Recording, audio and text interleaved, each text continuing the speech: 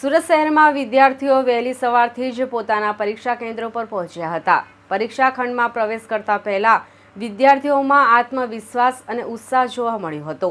બોર્ડની તૈયારીઓને લઈને વિદ્યાર્થીઓએ પોતાની લાગણીઓ વ્યક્ત કરી હતી અને મોટાભાગના વિદ્યાર્થીઓ ખુશખુશાલ નજરે પડ્યા હતા। બોર્ડની પરીક્ષાઓને લઈ વિદ્યાર્થીઓએ પોતાની લાગણીઓ વ્યક્ત કરી હતી અને મોટાભાગના વિદ્યાર્થીઓ ખુશખુશાલ નજરે પડ્યા હતા। આજે ધોરણ 10નું અંગ્રેજી વિષયનું પેપર લેવામાં આવી રહ્યું છે। બોર્ડ પરીક્ષાને ધ્યાનમાં રાખીને ડીઈઓ કચેરી દ્વારા શહેરમાં 200થી પણ વધુ સંવેદનશીલ સ્થળોની યાદી જાહેર કરવામાં આવી છે। મેટ્રોની કામગીરીને કારણે ટ્રાફિક સમસ્યા સર્જાતા વિસ્તારો પણ જાહેર કરવામાં આવ્યા છે। શહેરની કુલ 561 શાળાઓમાં બોર્ડ પરીક્ષાનું આયોજન કરવામાં આવ્યું છે।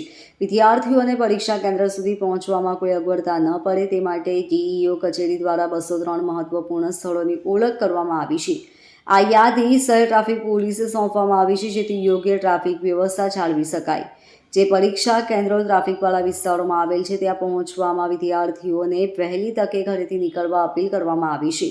ટેકનોલોજીનો ઉપયોગ કરીને 561 પરીક્ષા કેન્દ્રોને QR કોડ દ્વારા આવરી લેવામાં આવ્યા છે, જેથી વિદ્યાર્થીઓ સરળતાથી પોતાના કેન્દ્ર સુધી પહોંચી શકે। શહેર પોલીસ દ્વારા ટ્રાફિક માટે સંપૂર્ણ આયોજન કરવામાં આવ્યું છે। બોર્ડ પરીક્ષા માટે વહીવટીતંત્ર સંપૂર્ણ રીતે સજ્જ છે।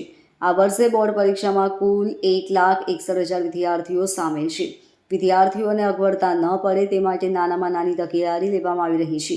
રેલવે સ્ટેશન, વરાછા, કતારગામ અને અથવા લાઇન્સ જેવા વિસ્તારો ટ્રાફિકથી અસરગ્રસ્ત જાહેર થયા છે। ડભોલી બ્રિજને હાલ પૂરતો ખુલ્લો રાખવાનો પણ નિર્ણય લેવામાં આવ્યો છે। આજે ધોરણ 12 અને ધોરણ 10ની બોર્ડની પરીક્ષા શરૂ થઈ રહી છે, ત્યારે સુરત જિલ્લાની અંદર ટોટલ 92,280 વિદ્યાર્થીઓ ધોરણ 10માં અને 71,000 કરતાં વધુ વિદ્યાર્થીઓ ધોરણ 12ની અંદર કુલ 1,65,000 વિદ્યાર્થીઓ આજે પરીક્ષા આપી રહ્યા છે। જેમાં સુરતની અંદર રેસિડેન્સી સ્કૂલમાં 600 વિદ્યાર્થીઓ ફાળવવામાં આવેલા છે। ધોરણ 10ના 600 વિદ્યાર્થીઓ આજે પરીક્ષા આપવા માટે જઈ રહ્યા છે રેસિડેન્સીમાં, જેના માટે સંપૂર્ણ વ્યવસ્થા કરવામાં આવેલી છે। ક્લાસના દરેક ક્લાસરૂમ CCTV કેમેરાથી સજ્જ કરવામાં આવ્યા છે। કોઈ પણ પ્રકારની ગેરરીતિ ન થાય તેનું પણ ધ્યાન રાખવામાં આવે છે અને કોઈ પણ વિદ્યાર્થીને કોઈ પણ પ્રકારની તકલીફ ન પડે તેનું પણ ધ્યાન રાખવામાં આવે છે।